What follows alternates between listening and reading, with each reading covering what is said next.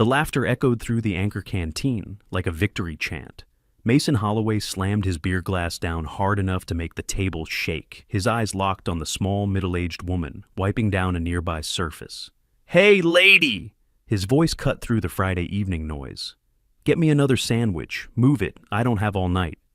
Audrey Kane stopped mid-motion. 45 years old, gray uniform hanging loose on her thin frame brown hair, pulled back in a simple ponytail.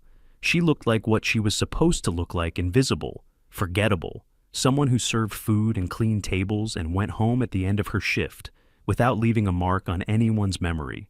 She nodded once quiet and turned toward the counter. Hell Week just wrapped and they still got this old-timer working the floor. Blake Mercer leaned back in his chair, grinning. "Can't find anyone younger." Audrey placed the sandwich plate in front of Mason. Gentle, precise, no unnecessary contact. But as she stepped away, Mason's hand shot out and shoved the plate off the table. The ceramic shattered against the floor sound, cutting through conversations. The canteen went silent for exactly 1 second before the noise resumed. "Oops," Mason said, smile wide. "Slipped. You gonna clean that up?" Audrey said nothing. She knelt down and began picking up the pieces one shard at a time. Slow, patient. But there was something wrong with the way she moved one knee on the ground, the other leg bent and ready. Not the way a civilian server would crouch. It was tactical positioning. Ready to move in any direction. Master Chief Arthur Cruz sat in the corner booth, coffee halfway to his lips. His eyebrows drew together.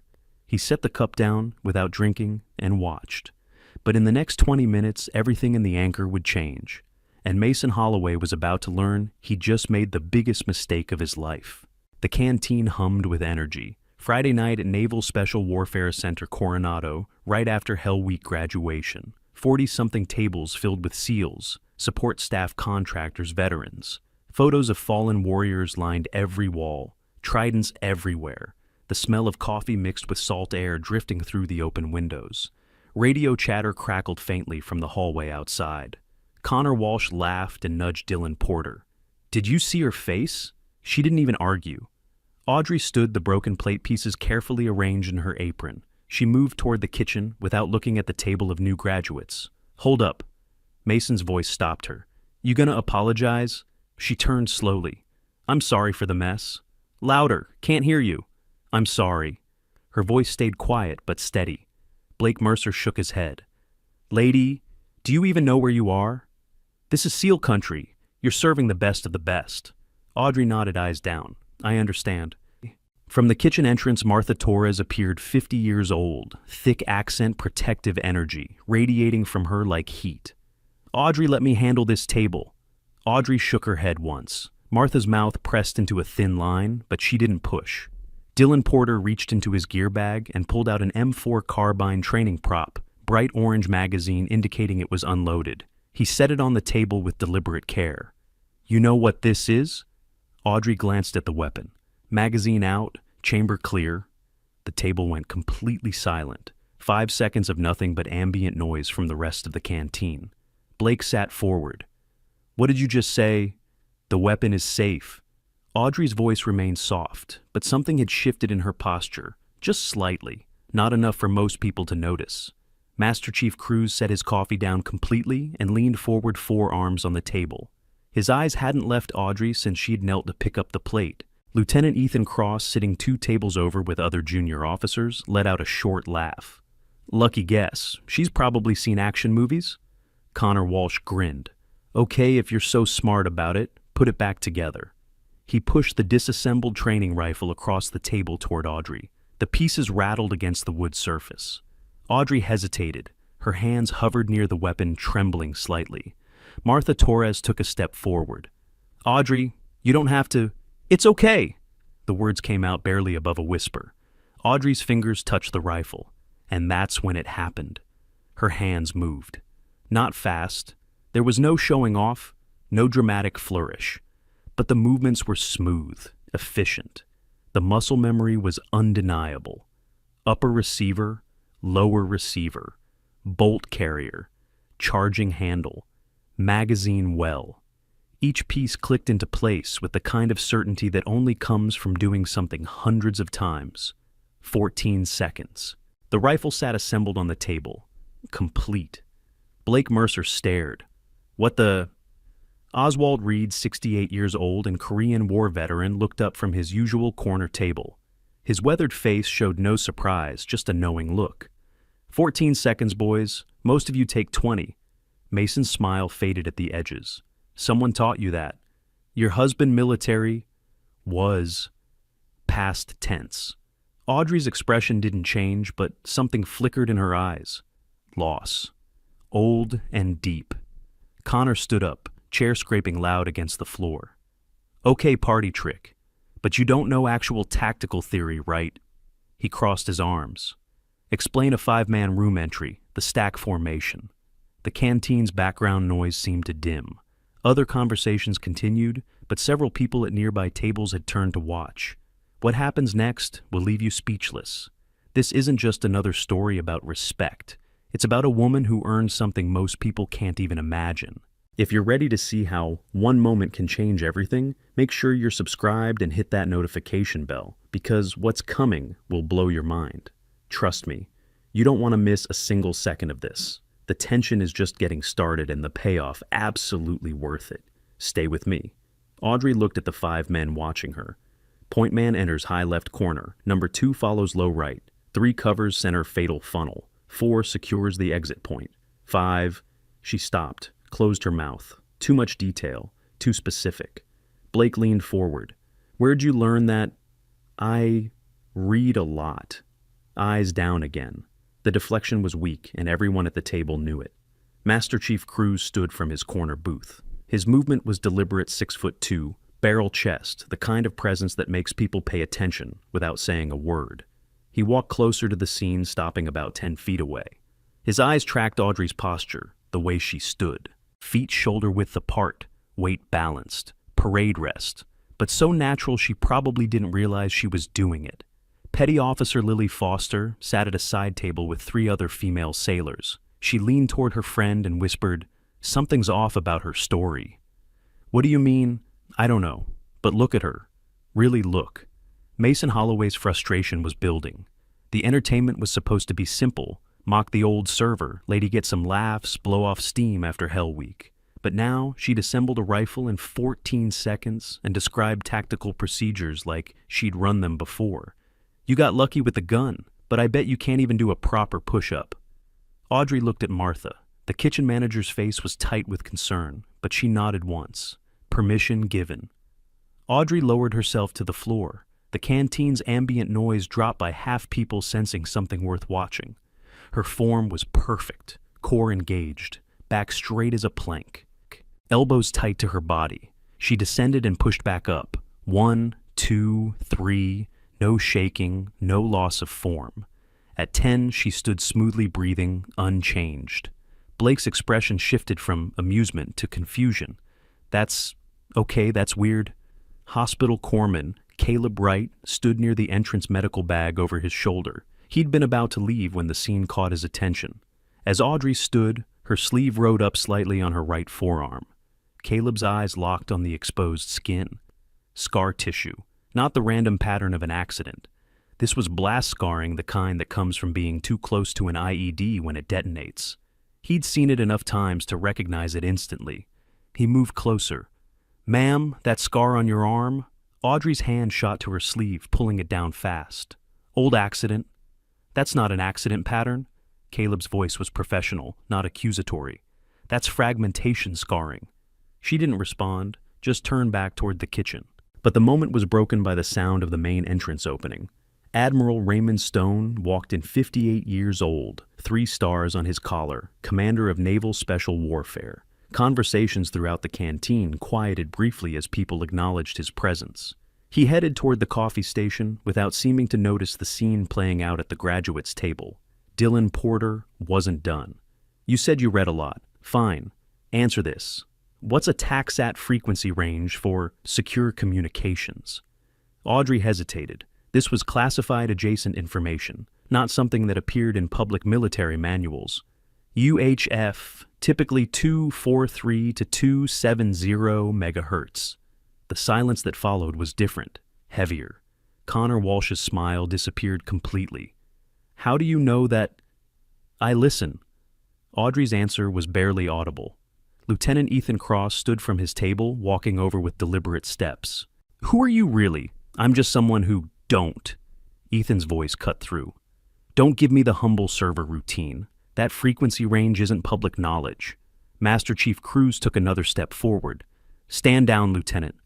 But his eyes stayed on Audrey with new intensity. Ma'am, have we met before? I don't think so, Master Chief. But as she spoke, her posture shifted, just for a second. Her heels came together, shoulders squared.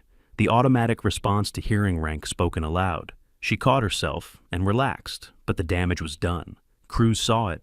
He'd been teaching SEALs for 30 years. He knew trained behavior when he saw it.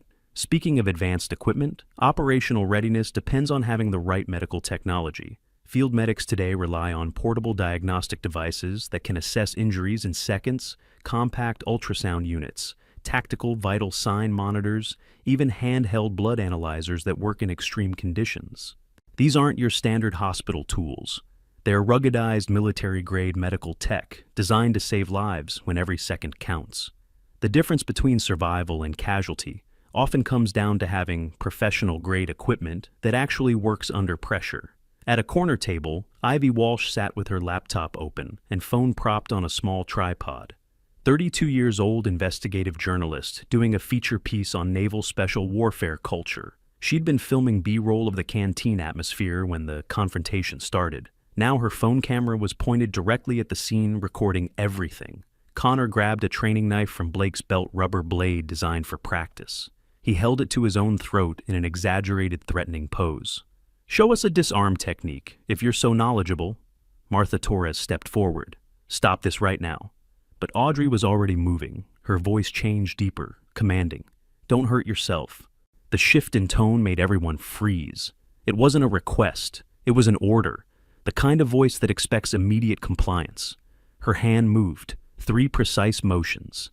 Control the weapon arm. Step inside the attack radius. Rotate and extract. The knife was in her hand before Connor could process what had happened. She held it for exactly 2 seconds, then offered it back handle first. Connor took it with shaking hands. Mason Holloway stood abruptly.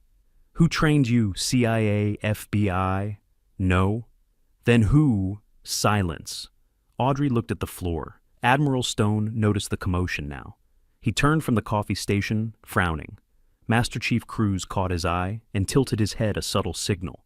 The Admiral moved toward them, but Cruz intercepted him with a quiet word. Whatever he said made the Admiral's expression change. His eyes found Audrey.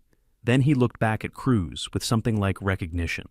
Senior Chief Fletcher Donovan entered the canteen from the side door. 45-year-old Bud S instructor, 23 years in the teams. He carried a clipboard and was heading toward the duty desk when he saw the scene. Saw Audrey. And stopped dead. His face went pale. He crossed the canteen in long strides, moving directly to Master Chief Cruz. Is that... He couldn't finish the sentence. Cruz nodded once. I think so. It can't be. Look at her stance, her responses, the knowledge. Fletcher stared at Audrey like he was seeing a ghost. Blake Mercer grabbed Audrey's hand before she could pull away. Let me see. He examined her palm, calluses in specific locations, ropework patterns, trigger finger wear. You've handled weapons. A lot. Mason's frustration boiled over. Were you Army Marines? No. Then what? I can't. Audrey stopped herself. Dylan Porter's eyes narrowed. Can't or won't. Master Chief Cruz left the group briefly disappearing through a side door marked Command Staff. He returned 3 minutes later carrying a manila folder, thin, maybe a dozen pages inside. He walked directly to Admiral Stone and handed it over without a word. The Admiral opened the folder. His hand stopped halfway through, turning the first page. The color drained from his face. He looked up at Audrey, back down at the folder. His lips moved silently, forming words that looked like, Dear God. You're probably starting to piece things together right. Those little details that don't quite add up? Good. Because the truth is so much bigger than you think. If you're hooked, and I know you were, smash that like button and drop a comment telling me what you think is really going on here. Keep watching. The best part, is coming. Mason, oblivious to the Admiral's reaction, grabbed Audrey's arm to turn her around.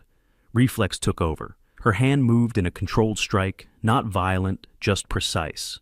Wrist lock, pressure point, control. Mason's grip broke instantly and his wrist twisted at an angle that made him gasp and step back. Audrey released him immediately. "I'm sorry, I didn't mean..." But the room had seen it. The technique was textbook. Military combatives. Joint manipulation designed to neutralize without injury. Lieutenant Ethan Cross pointed at her. "You're an operative, private contractor." Heads turned. Several people nodded like that made sense. Blake grabbed onto the theory. "She's CIA. Has to be. Look at those evasion techniques." The speculation built. People at other tables were watching now, offering their own guesses. Former intelligence, Blackwater, triple canopy, some kind of shadow operator who'd gone civilian. Audrey shook her head, voice breaking. "I'm not CIA. I'm not a contractor. I just want to be left alone." Admiral Stone spoke quietly to Master Chief Cruz. "Clear the area." "Aye, sir." Cruz raised his voice. "Everyone not directly involved in this situation exit the canteen. Now." The order carried authority. Most patrons stood and left, though several lingered near the doors. Within 2 minutes, the canteen had gone from 40-plus people to fewer than 20. The 5 antagonists, Admiral Stone, Master Chief Cruz, Senior Chief Fletcher Donovan, Command, Master Chief Charlotte Hayes. She'd entered during the evacuation order, 48 years old, first female to hold the position at Nuevas Dólares.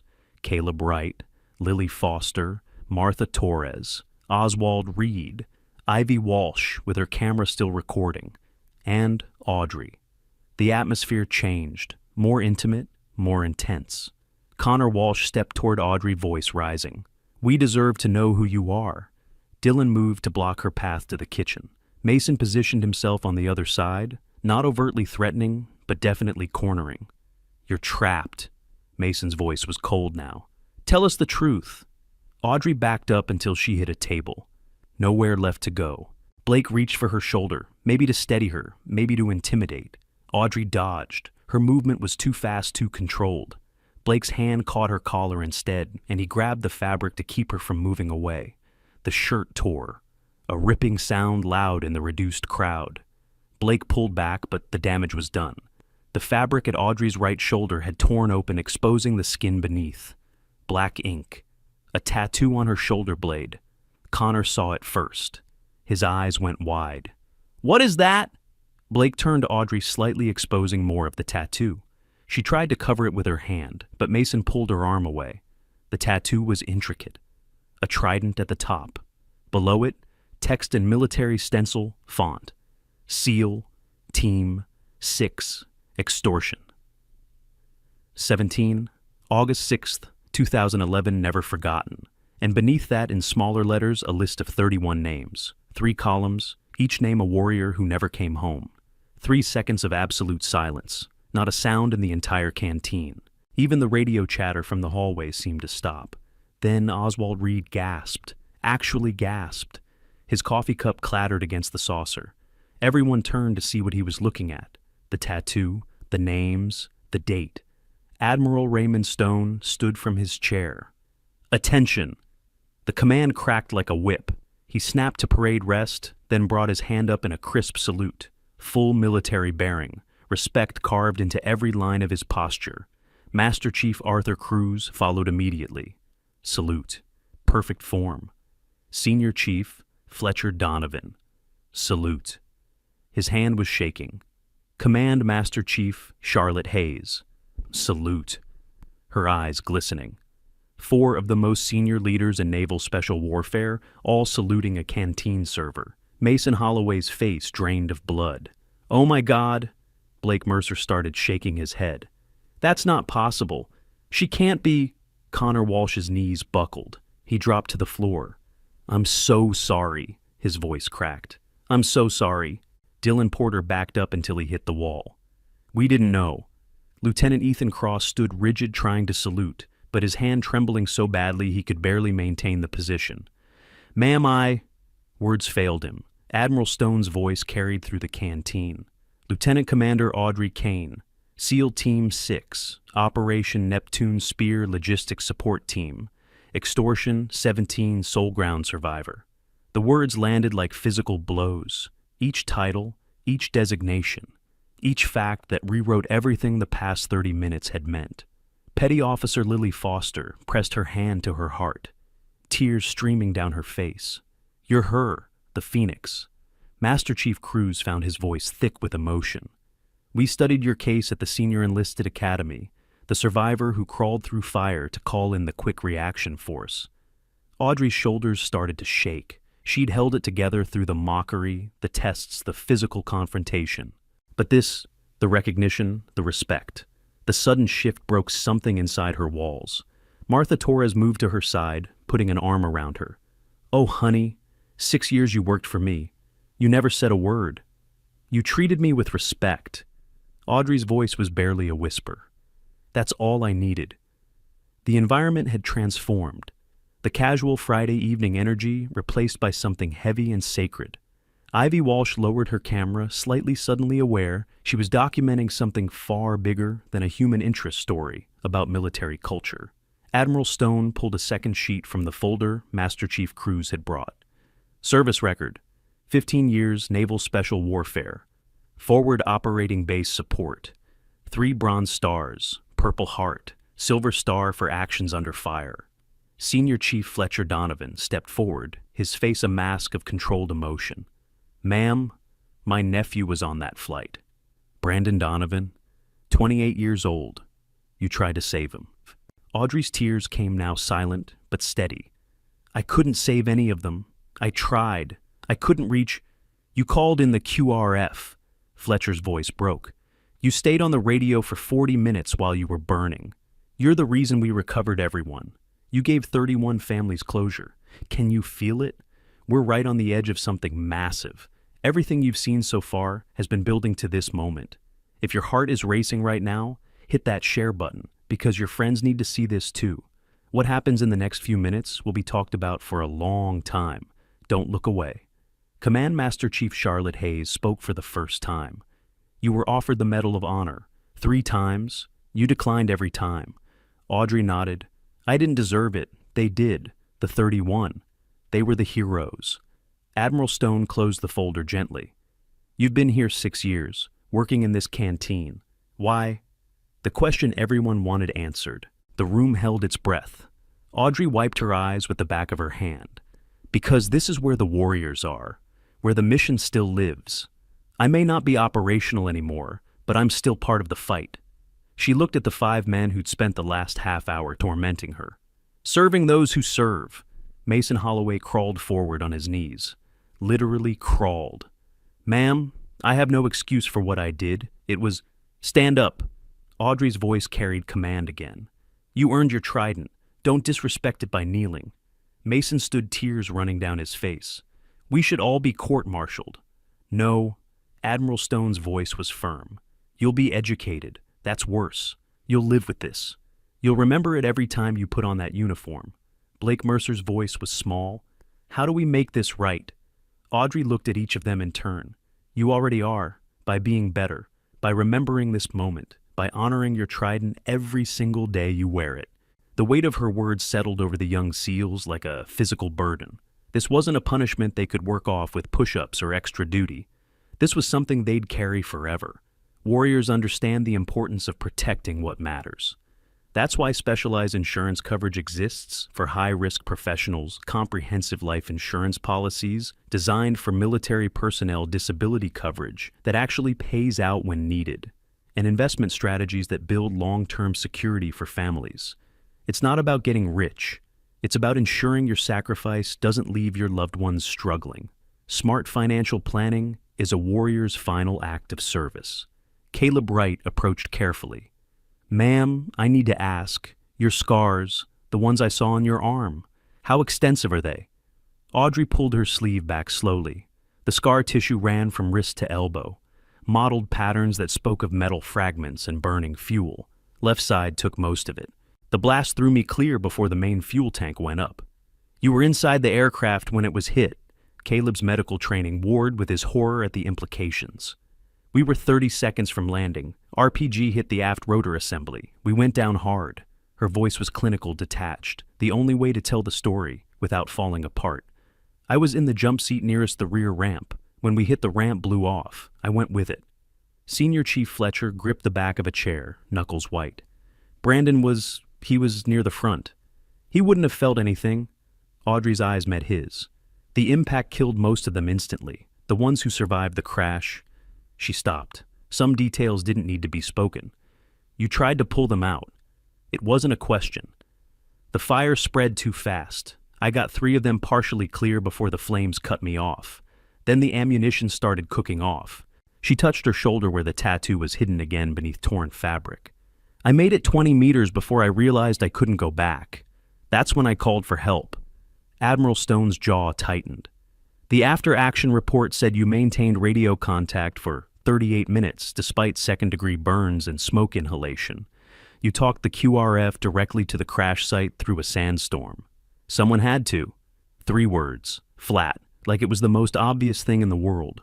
Lily Foster wiped her eyes. The stories we heard about Extortion 17, they never mentioned a survivor. I asked them not to. Audrey's voice dropped. The families needed closure. Clean narratives. Not complications about someone who made it when their sons and husbands and fathers didn't. Oliver Barnes. 21 years old, newest recruit in the group, though he'd been quiet throughout the confrontation, finally found his voice. Ma'am, why do you stay here? You could go anywhere. Do anything. Why serve food to people who... He couldn't finish. Because this is where I'm supposed to be. Audrey looked around the canteen, at the photos on the walls, the tridents, the memorial plaques. These walls hold warriors, past, present, future. Every person who walks through that door is part of something bigger than themselves. I'm just honored to be close to it. Martha Torres squeezed her shoulder.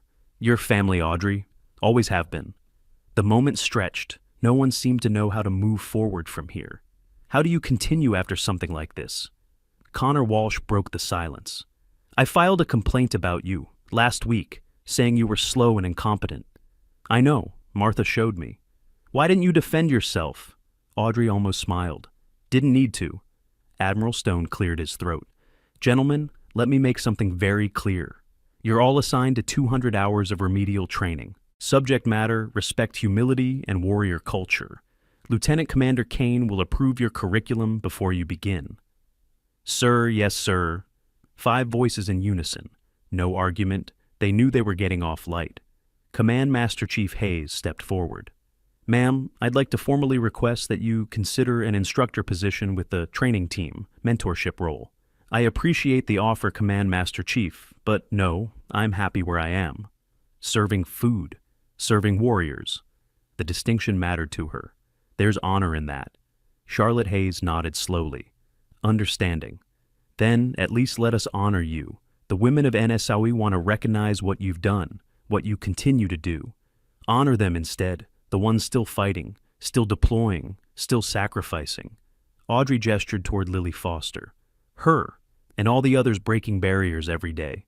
They're the ones who need recognition. The conversation continued in smaller clusters now. Admiral Stone speaking quietly with Master Chief Cruz. Senior Chief Fletcher sitting with Audrey, showing her pictures of his nephew Brandon. The boy he'd been the man, he'd become the SEAL who died at 28. Martha Torres bringing coffee and refusing to let Audrey serve herself for once. Caleb Wright offering to check her old injuries, make sure they'd healed properly. Ivy Walsh asking permission to interview. Permission Audrey gently declined while suggesting the journalist focus on active duty personnel instead. The 5 antagonists stood together in their own tight group, processing, dealing with the weight of what they'd done, what they'd said, who they'd mocked. Mason spoke first. I'm going to remember this for the rest of my life. Good. Blake's voice was hollow. We should. Dylan stared at the floor. My entire family is military. If they knew what I did today, they'll know. Lieutenant Ethan Cross had regained some composure, but his face was still pale. This kind of thing doesn't stay quiet, and it shouldn't. Connor looked at Audrey across the canteen. How do we ever face her again? We show up. Ethan straightened his shoulders. We do better. We prove we learned. The canteen slowly began to return to something like normal, though the energy would never be quite the same. Word was spreading through the base. Text messages, quick calls. Within an hour, everyone at Naval Special Warfare Center Coronado would know what happened in the anchor tonight. Oliver Barnes approached Audrey hesitantly. "Ma'am, can I ask you something?" "Of course. Why do you stay in a place where people like us, where we treated you like that?" Audrey studied the young man's face. Earnest, looking for real understanding. "Because people like you are why the job matters. You're raw, rough around the edges, full of confidence that hasn't been tested by real loss yet." She touched her shoulder where the tattoo was. Every one of these names was young once, full of themselves, thought they were invincible. Her eyes met his. "This place grinds you down and builds you back up. My small part is being here, being present, being someone who knows what it costs." Oliver nodded slowly. "Thank you, ma'am. Don't thank me, just be worth it. Be worth what they paid." The words hit like a benediction. Admiral Stone checked his watch 2100 hours. The canteen was supposed to close at 2200, but tonight's schedule meant nothing compared to what had unfolded. He gestured to Master Chief Cruz. "We need to formalize this. Command needs to know." "Already drafted the report, sir." Cruz pulled out his phone. "But I wanted your authorization before sending it up the chain. Send it and add a recommendation for immediate policy implementation." The Admiral looked at the 5 young SEALs still standing in their cluster of shame. "This doesn't happen again. Not on my watch." Charlotte Hayes moved to the center of the room, her command presence filling the space. "Effective immediately, Naval Special Warfare Command institutes what we're calling the Kane Protocol. Every person on this base, regardless of position rank or job description, will be treated with dignity and respect. Violators face administrative action up to and including removal from the teams." The announcement carried weight. This wasn't a suggestion or a reminder. This was policy. Born from one woman's quiet service and 5 men's spectacular failure to recognize worth when they saw it. Blake Mercer's voice cracked. "Ma'am, you're creating a protocol because of what we did. I'm creating a protocol because of what she's done." Charlotte nodded toward Audrey. "And because this base needed it long before tonight." Senior Chief Fletcher Donovan stood near the memorial wall, one hand resting on a plaque that bore his nephew's name. His eyes stayed on Audrey. "Ma'am, every year on August 6th, we hold a memorial at Fort Campbell for the 31. Families come, teammates, people who served with them." He paused. "Would you consider speaking just a few words about that night?" Audrey's hands trembled slightly. She clasped them together. "I don't know if I can." "You don't have to decide now, but the families," Fletcher's voice caught, "they'd want to hear from you, to know someone was there, someone tried." "I'll think about it." It was the closest to yes she could manage. Ivy Walsh approached carefully, camera lowered. "Ma'am, I know you declined an interview, but this story, what happened here tonight, it's important. Not for entertainment, for education. Would you at least consider allowing me to write about the incident without using your name if you prefer? Write about them." Audrey gestured to the 5 antagonists. "Write about how assumptions blind us, how rank and respect aren't the same thing, how real warriors don't need to announce themselves." She looked at Mason Blake, Connor Dillon, and Ethan.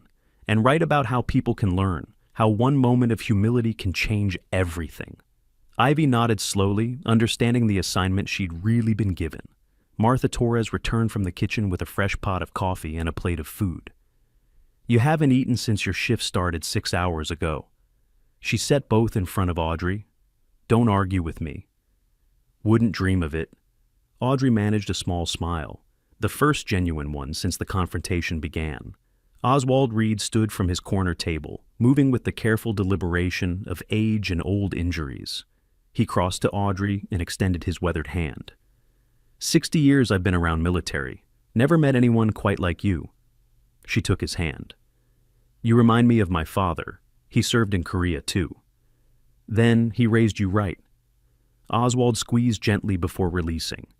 "My daughter served. Army. Made it back but not in one piece." His eyes reflected old pain. "Seeing you here still serving in your own way, it matters. More than you know."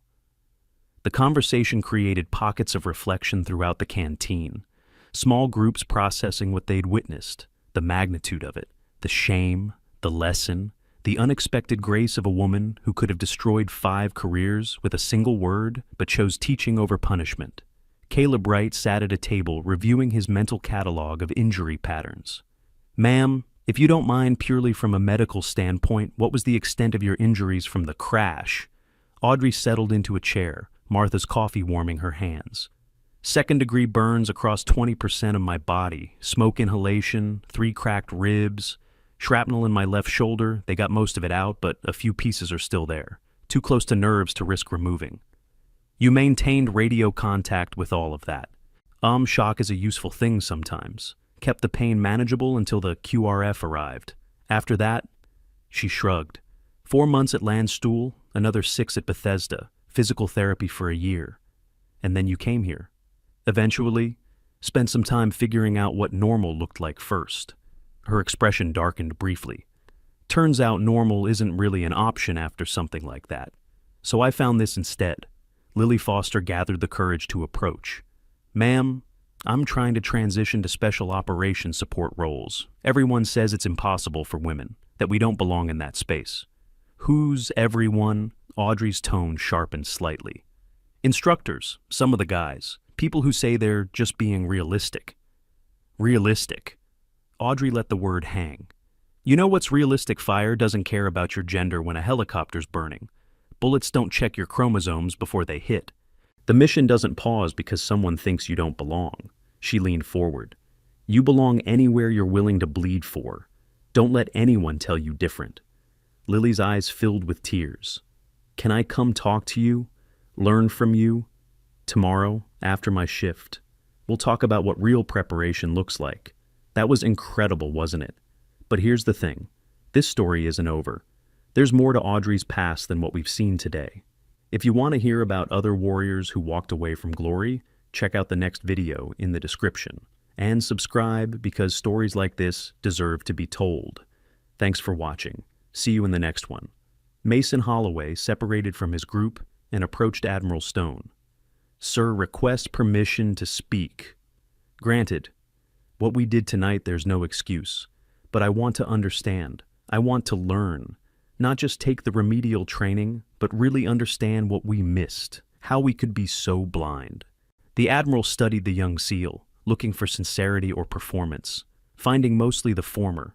"You missed it because you weren't looking. You saw a server, a woman, someone you deemed beneath notice." He gestured to Audrey. "She spent 6 years being invisible because that's what she chose.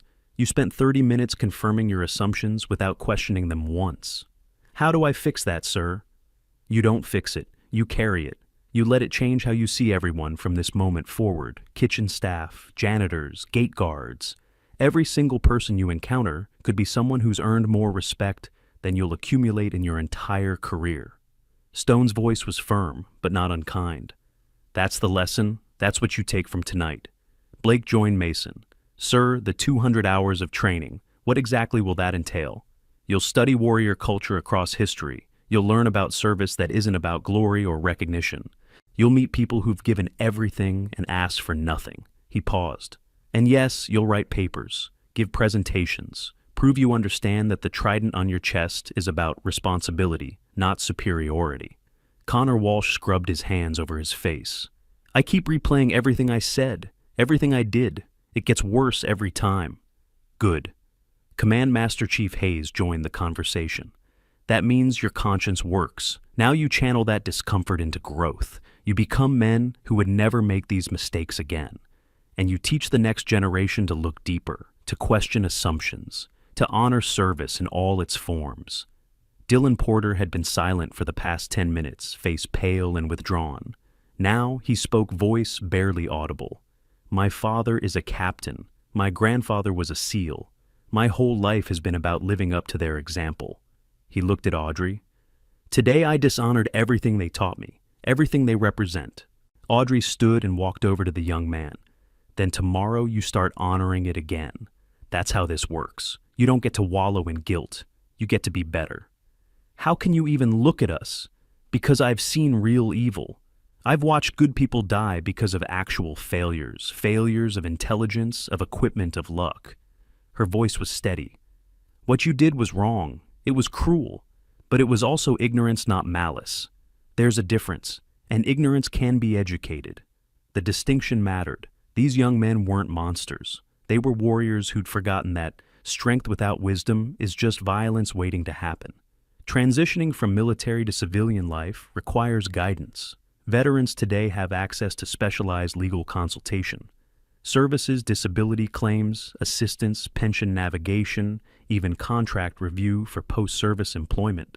Educational programs offer accelerated degrees in strategic leadership, cybersecurity certifications, and executive training specifically designed for former special operations personnel. These services understand military experience and translate it into civilian success. Because your service doesn't end with retirement, it evolves into a new mission. Lieutenant Ethan Cross squared his shoulders, finally regaining some of the bearing expected of an officer. "Ma'am, as the senior-ranking member of our group, I take full responsibility for tonight. These men were following my lead. My failure to recognize who you were, what you represented, that's on me." "No." Audrey's response was immediate. "You're all responsible. Each of you made choices. Each of you participated. Don't hide behind rank structure to avoid accountability." Ethan absorbed the rebuke. "Yes, ma'am, you're right. But you can lead them forward. You can model what right looks like from this point on." She gestured to the other four. "They'll look to you. Make sure what they see is worth following."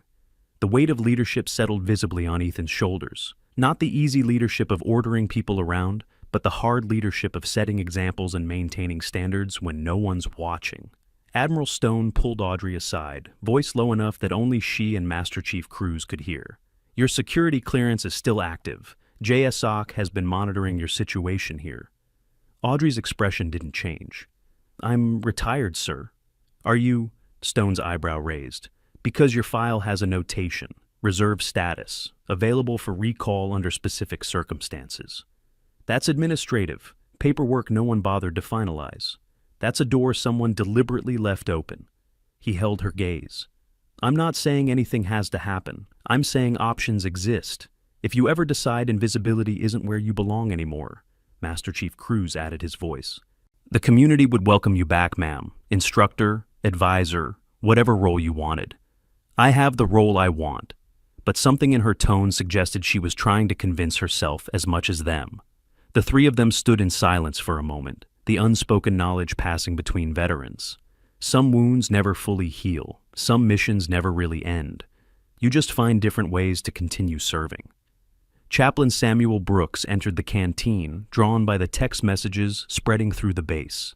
He saw Audrey and stopped, expression shifting through surprise, understanding, and something like sadness. "We've talked every week for 5 years. You never told me. You never asked my rank chaplain. You asked about my pain, my loss, my faith." Audrey met his eyes. "That's what mattered. That's what I needed someone to hear. All this time, I thought I was counseling a grieving widow who'd lost her husband in the service. You were. He was a SEAL, forward deployed, forward. KIA 8 years ago. That part was true." Brooks sat down heavily. "And the rest was mine to carry, not yours to bear." He processed that. The deliberate compartmentalization, the need to have one relationship where she wasn't defined by August 6th, 2011. "I understand. And I'm honored you trusted me with any of it. You gave me exactly what I needed, someone who saw me as a person, not a case study, not a survivor, just someone struggling with loss." The chaplain nodded slowly. "The offer stands, anytime you need to talk, about any of it." "I know, thank you." Oliver Barnes had been watching from the sidelines, processing everything with the wide-eyed intensity of someone whose worldview was being rebuilt in real time. He approached Audrey again. "Ma'am, can I ask, when you first came here, did anyone know who you were?" "The Admiral knew. Master Chief Cruz figured it out after a few months. A couple of others." She shrugged. "Most people don't look twice at kitchen staff. But why choose to be invisible when you could be respected? I was respected, by the people who mattered, by the people who understood what respect actually means." She gestured around the canteen. "These walls see thousands of warriors every year. Some famous, some unknown, all of them serving something bigger. I didn't need recognition, I needed purpose. There's a difference. The young man struggled with the concept. His entire life had been about achievement recognition, standing out. The idea of deliberately choosing obscurity seemed almost offensive to him. Audrey recognized the struggle. You're 21, you just earned your trident. Right now you want everyone to know what you've accomplished. That's normal, natural. Her voice softened. But real warriors, the ones who've seen actual combat, faced real consequences, they stop needing the validation. The mission becomes enough. The service becomes enough. Will I get there? If you survive long enough, and if you pay attention to the right lessons. Senior Chief Fletcher Donovan had been quiet for the past 20 minutes, lost in memories of his nephew. Now he spoke, voice rough. Brandon used to send letters, told me about the team, about the missions he couldn't detail but hinted at, about the people he served with. He looked at Audrey.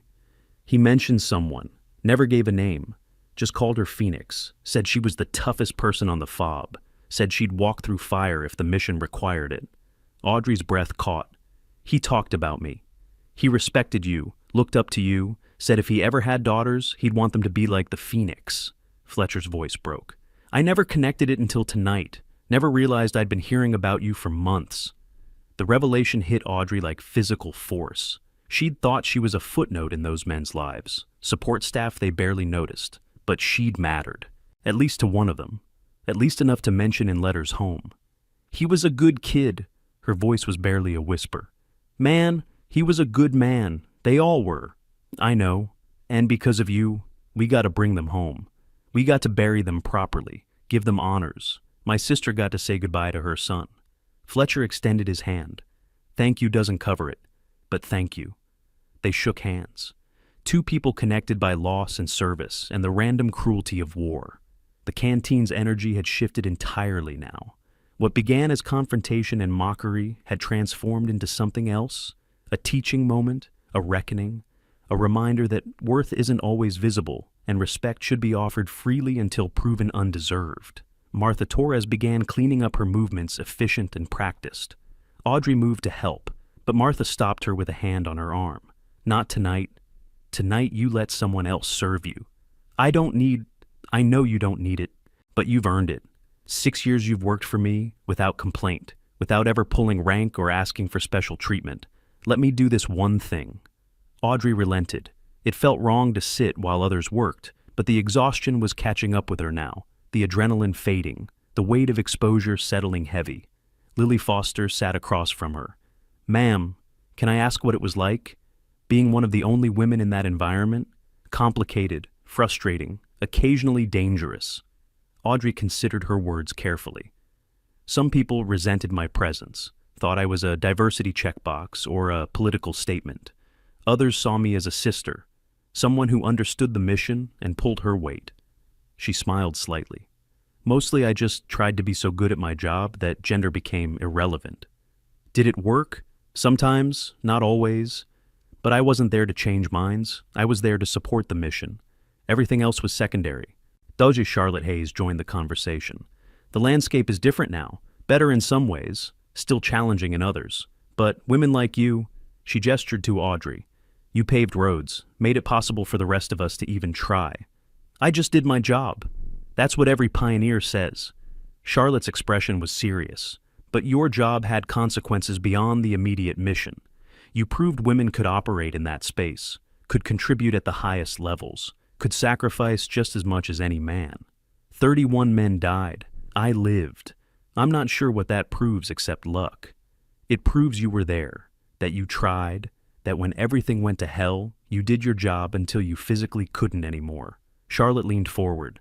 That's what we tell people who doubt women in combat roles. That's what we point to when someone says we can't handle the pressure. You, and others like you, living proof. The responsibility of that legacy sat heavy on Audrey's shoulders. She'd never wanted to be a symbol, just a person doing her job. But intention doesn't dictate impact. Mason Blake, Connor Dillon, and Ethan had gathered at their original table talking quietly, working through their own processing. Occasionally, one of them would glance at Audrey with an expression mixing shame and awe. Finally, Mason stood and approached. Ma'am, I know I've already apologized, but I need you to understand something. What I did tonight, how I treated you, That's not who I want to be. That's not the SEAL I want to become. Then don't be that person. Be better. I will. I swear it. Every day for the rest of my career, I'll remember this. I'll remember you, and I'll be better. The conviction in his voice rang true. Whether it would last beyond tonight remained to be seen, but the intention was genuine. Blake stood next. Ma'am, my grandfather served in Vietnam, Marine Recon. He used to tell me stories about the support staff who made missions possible. The people no one remembers, but everyone depends on. He swallowed hard. I forgot those lessons tonight. I won't forget them again. Connor was next. I've been hiding behind the group, following the crowd, making choices because everyone else was making them. He straightened his shoulders. That ends now. I'm responsible for my own actions, my own words, my own failures, and I'll own them. Dylan's voice shook. I filed complaints, tried to get you fired, spread rumors that you were incompetent. He couldn't meet her eyes. I targeted you deliberately because I thought it would be funny, because I didn't see you as a person worth considering. Why? Audrey's question was simple, not angry, just curious. Because it was easy, because no one stopped me, because I could. He finally looked up. I'm ashamed, truly ashamed, and I'll spend however long it takes making amends. Lieutenant Ethan Cross was last. Ma'am, I'm supposed to be a leader. I'm supposed to set the example, maintain standards, hold people accountable. I failed at all of that tonight. I participated in behavior that dishonors the uniform. And worse, I used my rank to dismiss someone who outranks me in experience, sacrifice, and honor. What will you do differently? Question my assumptions. Listen before judging. Remember that everyone I encounter has a story I don't know. He stood at attention. And never ever allow this kind of behavior from anyone under my command again. Audrey stood and faced all 5 of them. You want to make this right? Here's how. Go back to your units, your teams, your commands. And when you see someone being dismissed, overlooked, or disrespected, you intervene. You stop it. You educate. Her voice carried the weight of command. You become the example you wish you'd had tonight. That's how you honor this lesson. That's how you honor the 31. Yes, ma'am? 5 voices in unison, stronger now, more certain. Admiral Stone checked his watch again. 22:30 hours. The canteen was supposed to have closed 30 minutes ago, but no one was enforcing that tonight. We need to wrap this up, but first, he raised his voice to address everyone still present. What happened here tonight becomes part of Bud S. training, a case study on assumptions, respect, and the true meaning of service. Future generations will learn from this, will learn from her. He nodded to Audrey. That's her legacy, among many others. Master Chief Cruz stood beside his commanding officer. This incident will also be documented in the senior enlisted training pipeline. Every Master Chief candidate will study tonight. We'll discuss what went wrong and what went right, how failure became education. The weight of that settled over everyone. This wasn't just a private shame the 5 men would carry. This was becoming institutional memory, a teaching tool, a reminder carved into Naval Special Warfare culture. Martha Torres began turning off lights in sections of the canteen. The signal that evening was truly ending. People started gathering belongings, preparing to leave. Audrey stood stretching muscles gone stiff from tension and emotion. Her shift had technically ended 3 hours ago. She'd stayed because Martha needed help, then because the confrontation required it, now because leaving felt like abandoning something unfinished. But Oliver Barnes's earlier question echoed in her mind. Why stay in a place where this could happen, where people could treat her like she didn't matter? The answer was complicated, layered. Partially it was service. Partially it was proximity to the community she'd lost. Partially it was penance for surviving when 31 others didn't. But underneath all of that was something simpler. She stayed because this was where she could still matter, where she could still contribute, where her presence, even invisible, even dismissed, was part of something larger than herself. Ivy Walsh approached one final time. Ma'am, I'm going to write this story. I'm going to do it justice. But I need you to know this isn't just about tonight. This is about every person who serves quietly, every contribution that goes unrecognized, every moment of grace in the face of cruelty. Then write it well. Audrey met her eyes. And remember, the real story isn't about me. It's about the system that creates both the best warriors in the world and the assumptions that blind them. Write about that tension, about how we're all capable of both honor and failure. I will, I promise. Caleb Wright packed his medical bag. Ma'am, if you ever need anything medical advice, just someone to talk to about injuries and recovery, I'm available. You have my contact information through the base directory. Thank you, Caleb. I appreciate it. Lily Foster lingered near the door. Tomorrow, after your shift, I'll be here. I'll be ready. Audrey smiled. Bring questions, and be prepared for honest answers. The canteen emptied slowly, people saying goodbyes, making plans, processing the night's events in their own ways. Senior Chief Fletcher Donovan was one of the last to leave. He stopped beside Audrey, hand on her shoulder. August 6th, Fort Campbell, think about it. The families would want to meet you, to thank you, to hear Brandon's name from someone who knew him. I'll think about it, truly. That's all I ask? He left. Then Chaplain Brooks. Then the junior officers and enlisted personnel, until finally it was just Audrey, Martha, Admiral Stone, and Master Chief Cruz. Stone approached carefully. This should never have happened. You deserve better. Maybe, but it happened, and now it becomes something useful. A lesson, a warning, a reminder. Audrey shrugged. Sometimes the worst moments create the most important teaching opportunities. Like, you're more generous than I'd be in your position. I've seen too much real evil to waste energy on ignorance. Those boys tonight, they were wrong, cruel, disrespectful, but they weren't evil. There's hope for them yet. Cruz nodded. You always were better at seeing potential than the rest of us. Even back in 2011, when half the command thought women in the forward positions was a political stunt, you just focused on the work, proved yourself through action instead of argument. It was the only way. Audrey's voice held old frustration. Arguing would have confirmed their biases. Excellence was the only answer they'd accept. And you delivered it. Stone's tone carried respect. Which is why, when I heard you were working here in my canteen, I made sure no one interfered. You wanted quiet service. I made sure you got it. Thank you for that, sir. But the offer stands. If you ever want more instructor position advisory role, consulting work, the door is open. You've earned the right to choose. I'll remember.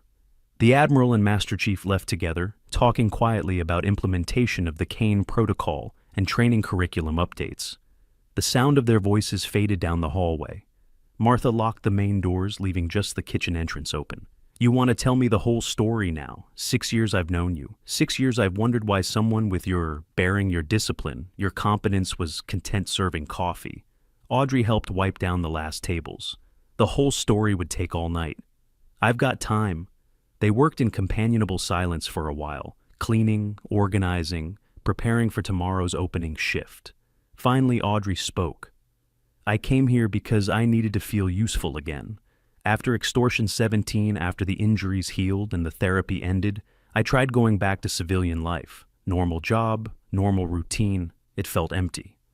So, you came to the one place that would feel like home. The one place where I could still serve, even if no one knew it, even if I was invisible. The mission continued. I was still part of it. Martha set down her cleaning cloth and pulled Audrey into a hug. You're not invisible. Not to me. Not to the people who matter. And after tonight, she pulled back hands on Audrey's shoulders. After tonight, no one will ever overlook you again. I'm not sure that's a good thing. Maybe not, but it's real. It's honest. No more hiding. The truth of that settled heavy. The careful anonymity Audrey had built over 6 years was gone. By tomorrow morning, everyone on base would know. By next week, the story would spread through the entire special operations community. Her quiet service was about to become very loud. I need to go home. Audrey pulled off her apron and hung it on the designated hook. 6 years of habit. Get some sleep. Figure out what tomorrow looks like. It looks like whatever you decide it looks like. Martha squeezed her hand. You've earned the right to define your own path. Don't let anyone, not the Admiral, not the Master Chief, not those 5 idiots tell you what your service should look like now. Thank you, Martha, for everything, for 6 years of treating me like a person instead of a problem or a project. That's just called being decent. Everyone deserves that. They locked up together, Martha heading to her car in the employee lot. Audrey walking toward the distant parking area where she'd left her old sedan hours ago. The night air was cool, salt breeze off the ocean, the sound of surf in the distance. Coronado at night had its own rhythm, peaceful, steady, eternal. Audrey reached her car, 15-year-old Honda Civic dented bumper-faded paint. It started on the third tri-engine, coughing, before settling into a reliable idle. She sat for a moment, hands on the steering wheel, processing. Tonight had stripped away 6 years of careful construction.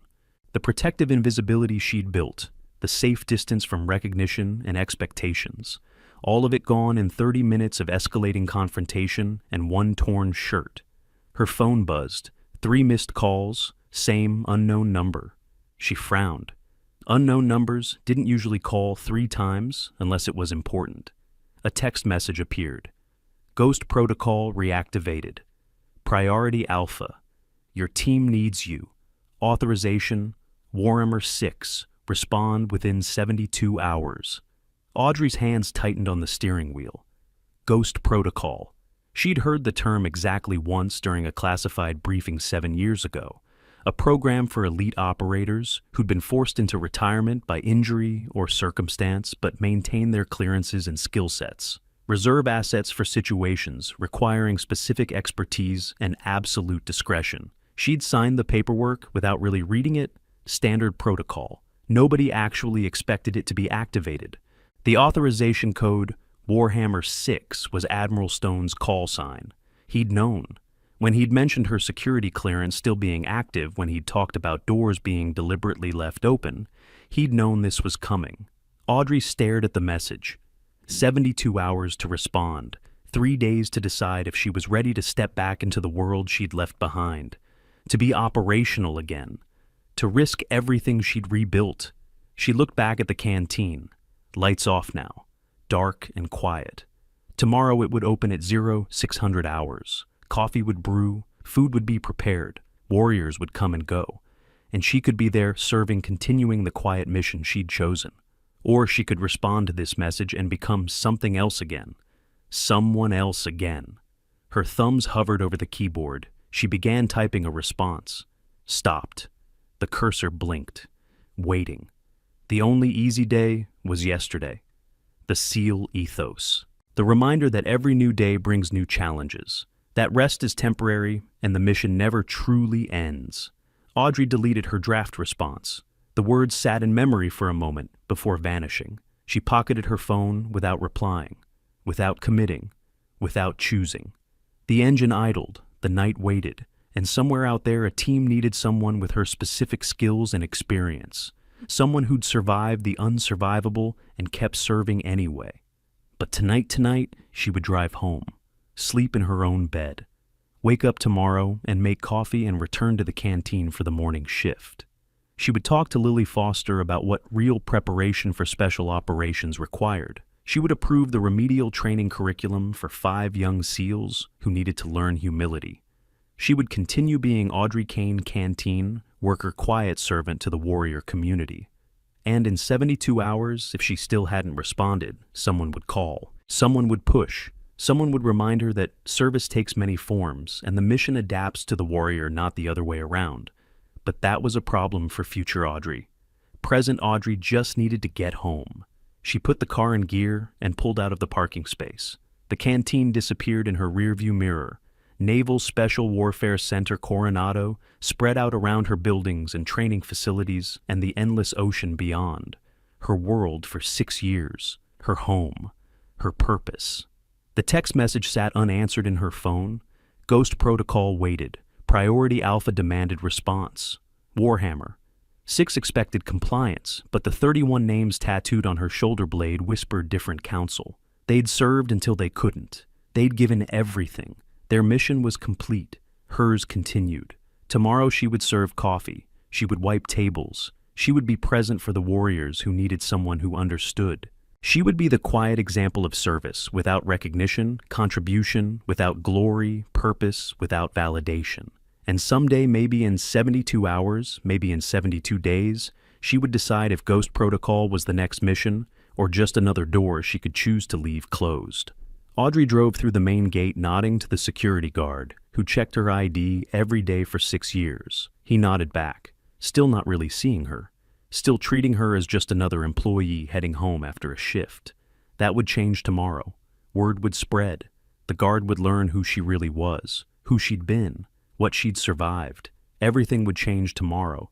But tonight she was just Audrey Kane driving home after a long shift, thinking about sleep and coffee and the simple rhythm of a life built one quiet day at a time. The phone buzzed again. Another message. Case file attached. Review and advise. Mission parameters. Match your expertise. Time sensitive. She didn't look. Not while driving. Not while still processing everything that had happened in the last few hours. The apartment complex appeared ahead, modest, affordable, close enough to base for the commute, but far enough for some separation. She parked in her designated spot, grabbed her bag, locked the car. The phone buzzed a third time. They specifically asked for you, by name, by reputation. The team needs the Phoenix, her combat call sign, the name she'd earned crawling through fire to save people she couldn't reach. The identity she'd left behind when she'd accepted invisibility.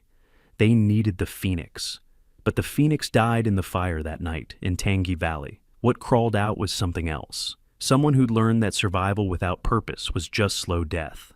That service took infinite forms. That sometimes the most important missions were the ones nobody noticed. Audrey climbed the stairs to her second-floor apartment, unlocked the door. The space was small, clean, almost impersonal. The home of someone who'd never fully committed to permanence, who'd always expected something to change, some new mission, some new requirement. She set her bag down, made tea, sat at the small kitchen table, and finally allowed herself to fully process the night. Mason Holloway's mockery, the escalating challenges, the moment when her shirt tore and everything changed, the look on Admiral Stone's face, the salutes, the tears, the apologies, the weight of 31 names exposed for everyone to see. And now, this. Ghost Protocol. A team that needed her. A mission that matched her expertise. Authorization from the highest levels. The choice should be simple. She was a warrior. Warriors serve. When called, they answer.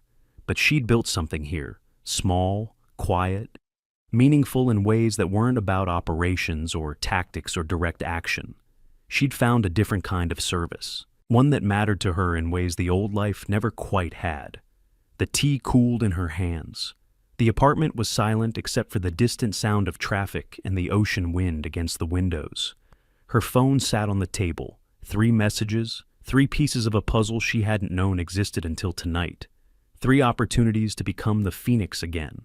Or 3 tests to see if she'd learned anything from the fire. If she understood that survival meant more than just continuing to breathe, that service meant more than just following orders, that purpose could be chosen instead of assigned. Audrey finished her tea, washed the cup, prepared for bed with the same methodical routine she'd followed for 6 years. Each action deliberate, each movement chosen.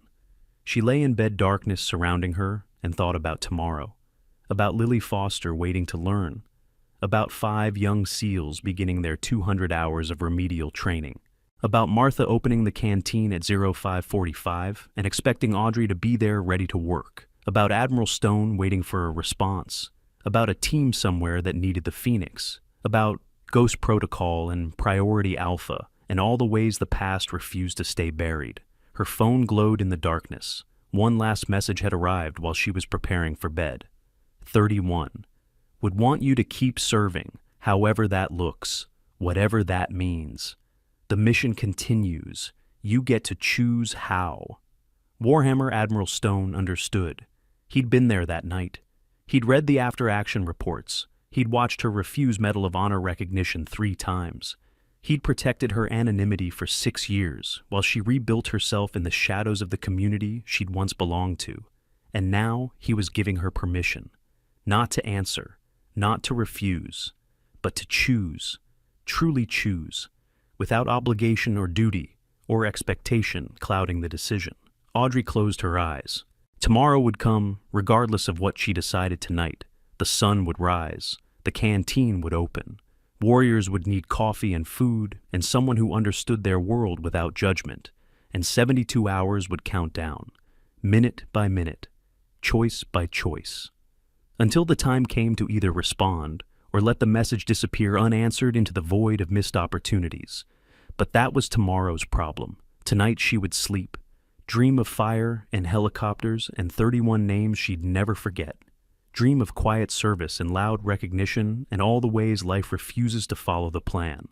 And when she woke, she would decide, one more time, one more choice, one more mission, or one more day of the life she'd built from the ashes, the phoenix rising, or the phoenix finally at rest. Tomorrow would tell. Dawn came too quickly. Audrey woke at 0300 hours from a dream she couldn't quite remember, just fragments of coordinates and burning metal, and a voice saying, "Remember, remember, remember." She didn't try to go back to sleep. Instead, she made coffee and sat in the pre-dawn darkness watching the city slowly wake beyond her window. At 0600 hours, she dressed. Not the gray uniform, not civilian clothes. Something in between: dark jeans, a plain black shirt, her old navy jacket that still had the wear patterns from body armor. The choice felt deliberate, neither hiding nor announcing. Just ready. The drive to base was different at this hour, quieter. The security guard who checked her ID was someone new, young, probably fresh from training. He looked at the name, looked at her face, and his eyes went wide. "Commander Kane. Ma'am, they told us in briefing." He fumbled with the ID, nearly dropped it. "It's an honor, ma'am." "It's just Tuesday Sailor. Let me through." But his reaction set the tone for what was coming. Word had spread beyond Nenesi's now, throughout the base, throughout the community. The invisible woman was invisible no more, and every person who saw her carried the story forward like a ripple expanding across still water. The anchor was already open when she arrived Martha's truck and the lot lights on inside, but there was a second vehicle she recognized, Fletcher Donovan's Jeep. He was early. The letter couldn't wait. Audrey found him sitting at the corner table where she'd talked to Lily yesterday. He held a manila envelope weathered and worn at the edges. When he saw her, he stood. Old-school courtesy, the kind that mattered to men who'd served in different eras.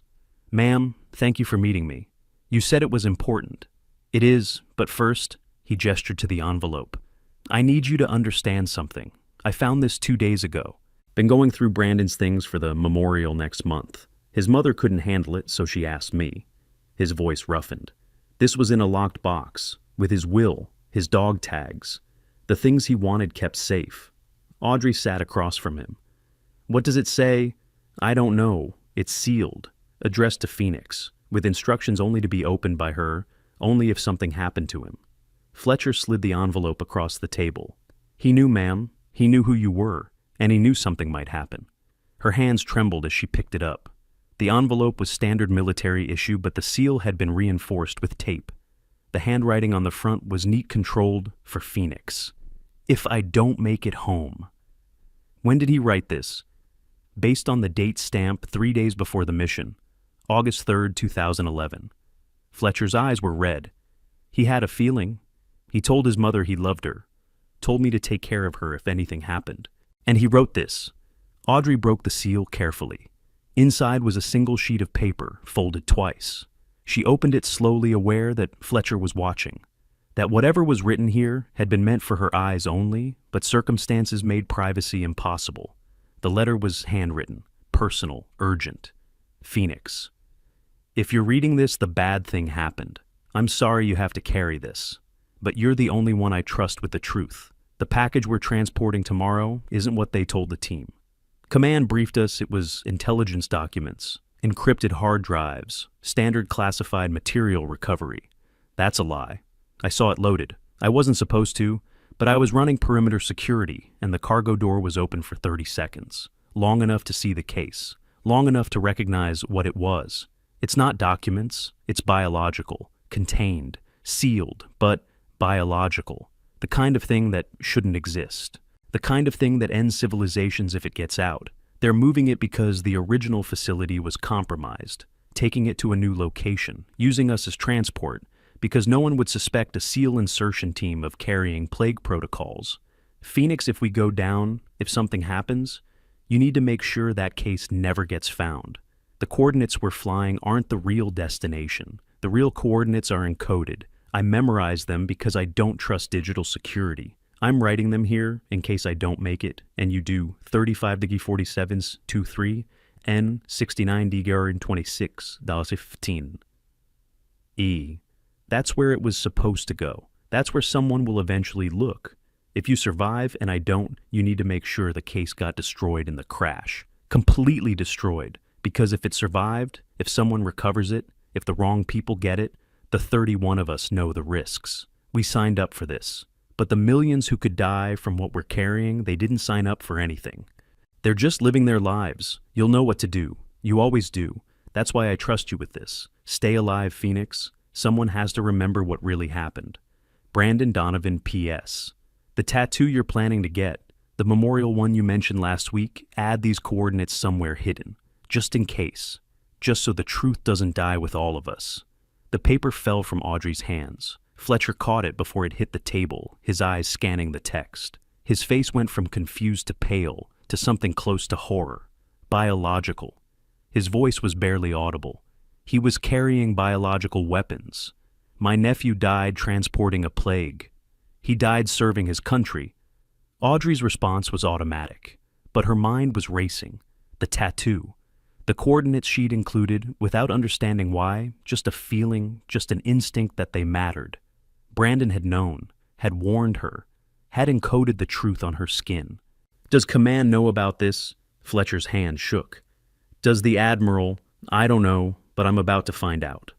She stood taking the letter. Fletcher, this conversation didn't happen. You didn't show me this. You found it after I left. Ma'am, if there's something dangerous out there, then it's been out there for 13 years. And if it's still intact, still viable, still a threat. She met his eyes.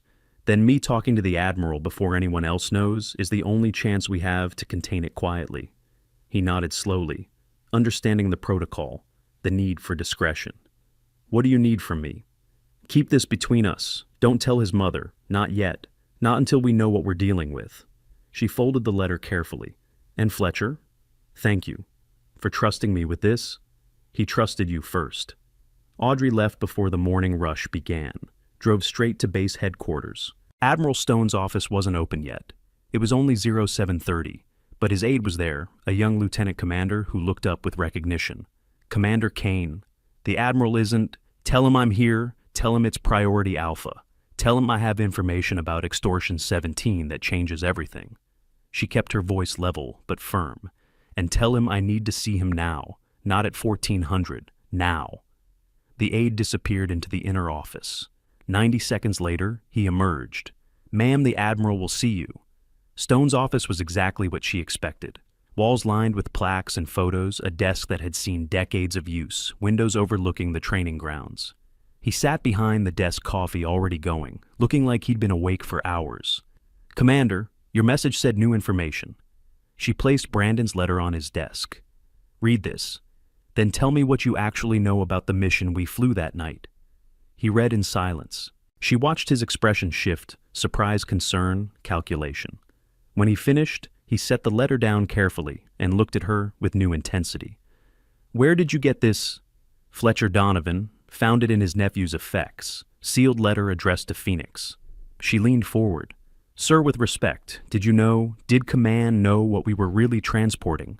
Stone was quiet for a long moment. Then, sit down, Commander. She sat. What I'm about to tell you is classified above top secret. It doesn't exist in official records. The people who knew are mostly dead or retired, but yes, we knew. He rubbed his eyes. The package was biological. A weaponized pathogen recovered from a site in Pakistan. Intelligence suggested it was part of a program we thought had been dismantled in the 90s. Turned out it hadn't been dismantled, just hidden better. And you used a SEAL team as cargo transport. We used the best of the best to move the most dangerous thing we'd ever recovered. The facility it was being moved to was equipped for containment. The route was planned down to the second. The security was layered.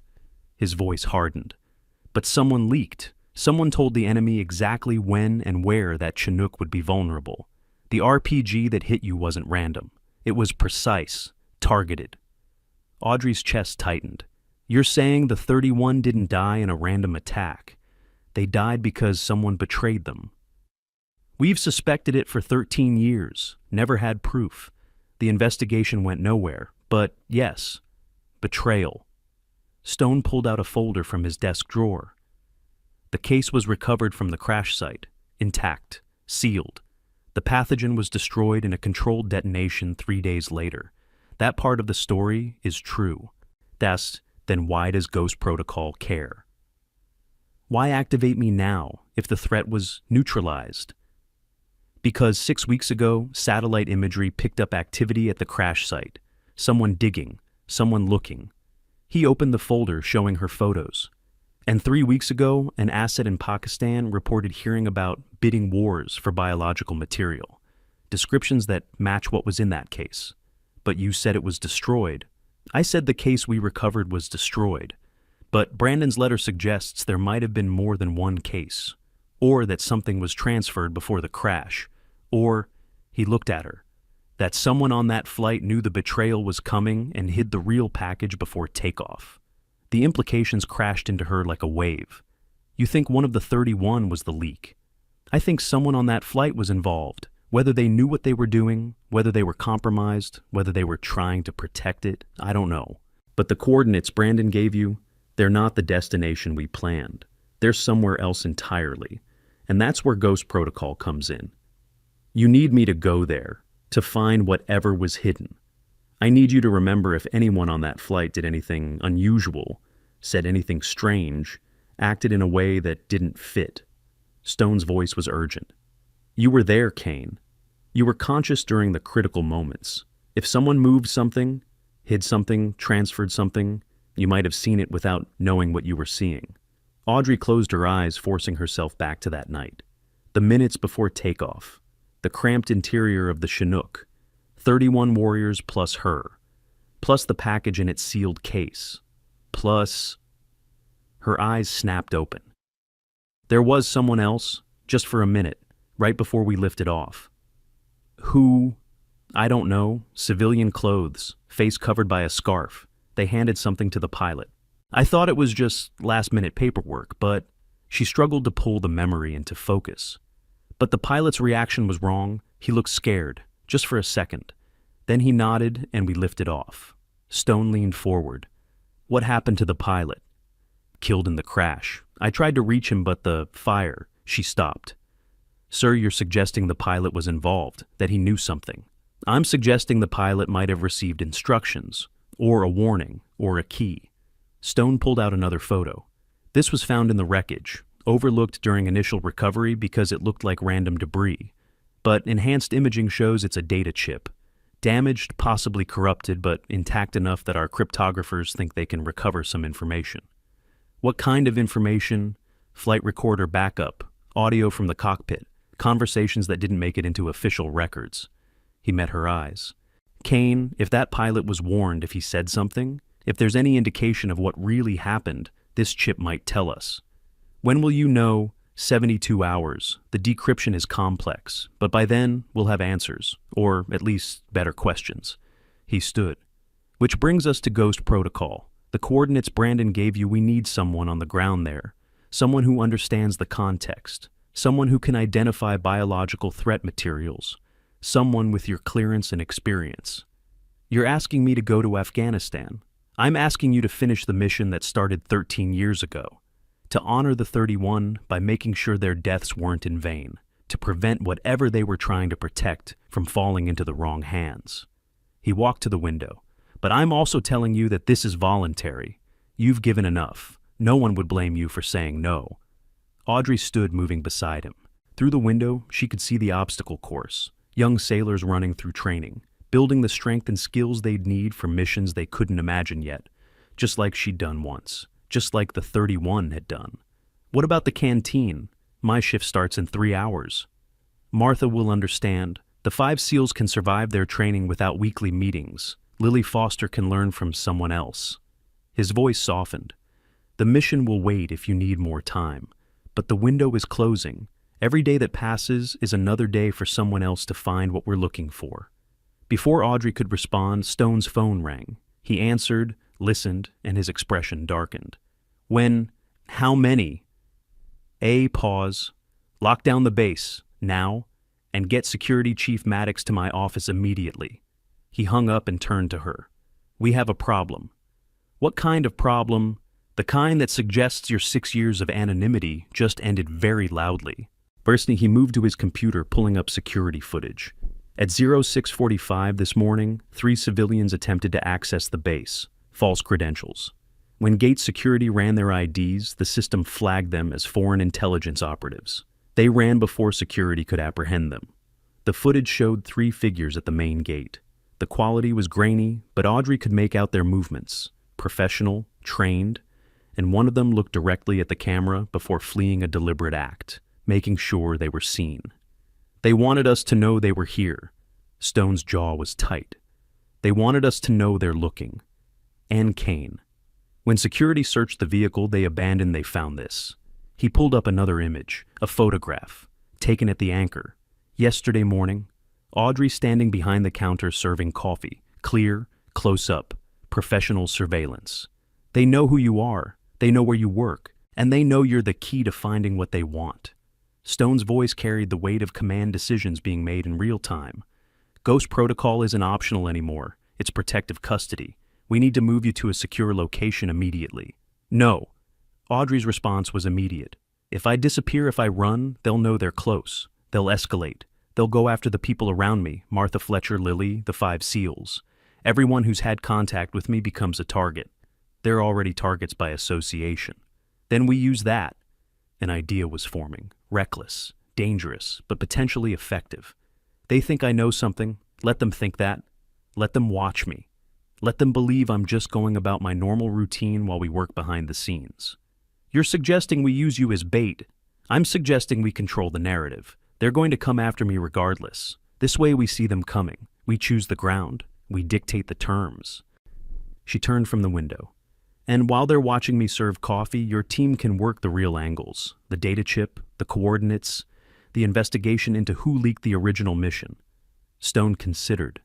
It's risky. Everything about this is risky, but I've been invisible for 6 years. Time to use visibility as a weapon instead of a weakness. Before he could respond, there was a sharp knock on the door. Security Chief Hector Maddox entered without waiting for permission. His face was grim. Sir, we have a second situation. Someone tried to access Commander Kane's apartment 20 minutes ago. Landlord called it in when he saw unfamiliar individuals on the security camera. Local police responded, but the suspects were gone by the time they arrived. Audrey's hands clenched. Did they get inside? Unknown. We have a team en route to secure the location now. But, ma'am, you can't go back there. Not until we've cleared it and established whether they left anything behind. Listening devices, cameras, or worse. Stone's expression was steel. That settles it. Ghost protocol activation, protective detail, safe house, and we accelerate the timeline. Sir? Audrey started to protest. That's an order, Commander, not a request. He turned to Maddox. Get her out of here. Use the back exit. Unmarked vehicle. Safe House Alpha until we can arrange transport to... He looked at Audrey. Where do you want to go? Because Afghanistan is looking more necessary by the minute. The weight of the decision pressed down. Stay and be a target. Go and leave everyone she'd built connections with. Run and let the enemy dictate the pace. Stand and fight, but risk collateral damage. I need to talk to Martha, to Fletcher, to... No contact. Maddox's voice was firm, but not unkind. Ma'am, the moment you reach out to anyone, you put them at increased risk.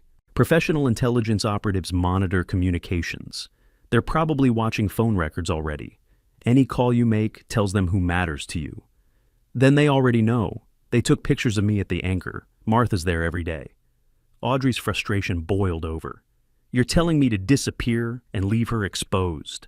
Leave Lily. Leave 5 SEALs who are just starting to understand what service means. Stone stepped between them. I'm telling you that the best way to protect them is to remove yourself as the target. Draw the threat away from the base, away from civilians, away from everyone who doesn't have the training to handle what's coming. His voice dropped. Kane, you know I'm right. Your tactical mind knows exactly what needs to happen here. He was right. She did know. Staying meant danger for everyone around her. Leaving meant isolation, but potentially drawing the enemy into a controlled situation. It was basic operational security, basic force protection, but knowing the right tactical choice didn't make it easier to accept. How long? Her voice was quiet. How long until I can come back? Depends on what we find. Days, weeks, could be longer. Stone pulled a sat phone from his desk drawer. Encrypted, secure. My direct line is programmed. Updates will come as we have them. And Kane, the tattoo, the coordinates. We'll need detailed images for analysis. Our cryptographers think there might be additional encoding beyond what Brandon described. She pulled down her collar, exposing the edge of the tattoo. Everything you need is already in my service file. Medical records photographed it during treatment at Landstuhl. We'll pull those immediately. He nodded to Maddox. Get her out, now, before anyone else decides this morning is a good time to make a move. The next 30 minutes blurred into practiced efficiency. Maddox led her through back corridors she'd never seen, down stairs that required keycard access, through doors marked for authorized personnel only. They emerged in an underground garage where a nondescript SUV waited engine running. 2 armed sailors flanked the vehicle. Maddox opened the rear door. Ma'am, please. Audrey hesitated at the threshold. This was it. The moment where her carefully constructed life ended, and something new, unknown, dangerous, necessary began. The canteen would open without her. Martha would wonder where she was. Lily would show up for conversations that wouldn't happen. The 5 SEALs would arrive for mentoring that couldn't continue.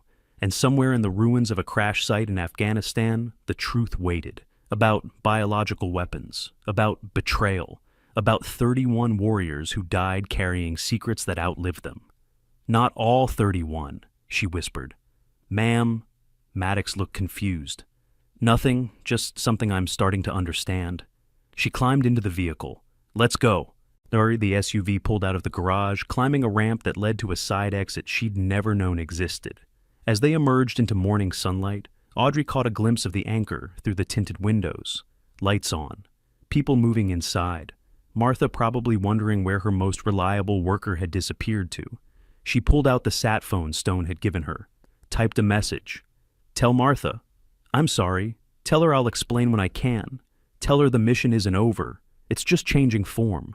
Stone's response came within seconds. She'll understand. Warriors always do. Stay safe, Commander. We'll bring you home when it's secure. The SUV turned onto the highway heading north, away from Coronado, away from everything she'd built, towards something she couldn't quite see yet, but could feel approaching like storm clouds on the horizon.